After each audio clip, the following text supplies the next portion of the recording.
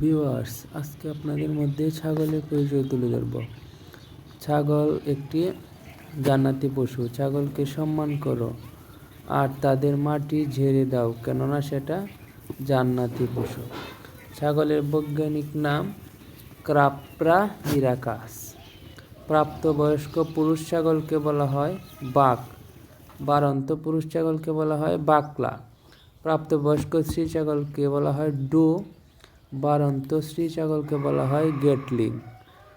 বাচ্চা ছাগলকে বলা হয় কিড। খাসি ছাগলকে বলা হয় উইডার। ছাগলের গোশতকে বা মাংসকে বলা হয় চেবন।